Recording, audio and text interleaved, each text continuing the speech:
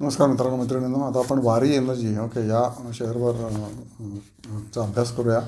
Revenue याचा वाढतच चाललेला आहे. जसा 2024ला 11,000 कोटी होता, तो आता 14,800 कोटी झालेला आहे 2025ला. आणि त्याच्यानंतर पुढच्या 9 महिन्यामध्ये हा अजूनच वाढलेला आहे. Already it must cross 14,800 crore in the first 9 months of 25-26. Face व्हॅल्यूची 10 आहे, पी बाय 47 आहे.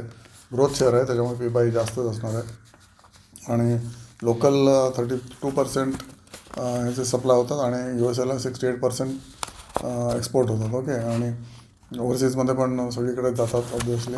आणि आर ओ सी आणि आर ओ ई याचा चांगला आहे. 28% आणि 34% आहे, जो आधी 14% होता आणि 16% होता 2021ला. त्याच्यामुळे आज ऑलमोस्ट डबल झालेला आहे आर ओ सी आणि आर ओ ई. त्याच्यामुळे या शेअरकडे नक्कीच तुम्हाला बघायला हरकत नाही आहे. अर्थात टेक्निकल बघूनच हा शेअर घ्यायचा असतो.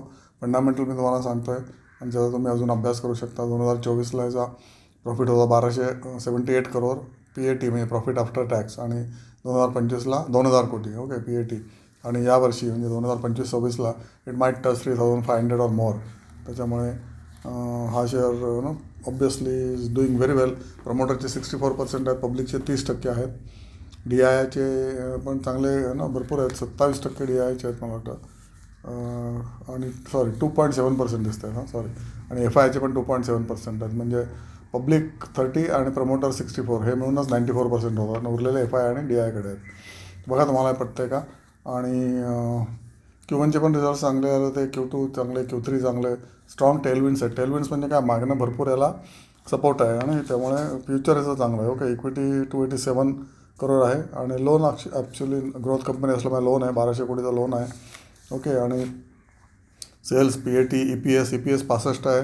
ओके, अजून ते वाढेल, 70 ते 100 सुद्धा जाऊ शकतो पी ए टी याचा गोईंग फॉरवर्ड 2026ला. त्याच्यामुळे हा गॅलपिंग स्पीडने वाढलेला हा स्टॉक आहे. आणि ऑब्वियसली त्याच्यामुळे टेक्निकल बघूनच हा शेअर घ्यायचा. ह्याचे जे मॅनेजिंग डायरेक्टर ओनर असतात ते भरपूर वेळाला टी व्हीवर आलेले आहेत आणि त्यांनी पण कॉन्फिडन्स दिलेला आहे. ओके, आणि त्याच्यामुळे हा शेअरला 31% 33% सी ए जी आरने हा शेअर वाढतो आहे. म्हणजे सेल्स वाढतो आहे आणि प्रॉफिट पण वाढतो आहे. त्यामुळे ऑब्वियसली शेअरसुद्धा त्याच स्पीडने वाढू शकतो. ओके, आणि वारी म्हणजे त्याच्यामध्ये दोन्हीमध्ये प्रीमियर एनर्जीज आणि वारी या दोघांमध्ये जर कम्पेअर केलं तर मला वारी एनर्जी जास्त सेफ शेअर वाटतो. आणि कॉर्पोरेट गव्हर्नन्स खूप स्ट्रॉंग वाटतं याचा. आणि त्याच्यामुळे वारी एनर्जीकडे तुम्ही लक्ष द्या. आणि सोलर एनर्जी जी हजारो लोक आणि हजारो कॉर्पोरेट्स पॅनल लावून स्वतःची इलेक्ट्रिसिटीचं बिल कमी करतात किंवा बाहेरच्या लोकांनासुद्धा सप्लाय करतात. कॉर्पोरेट लोक हे पॅनल्स लावून बाहेरच्या लोकांनासुद्धा सप्लाय करतात. त्याच्याकडे वारी एनर्जीकडे तुम्ही अभ्यास करा. आणि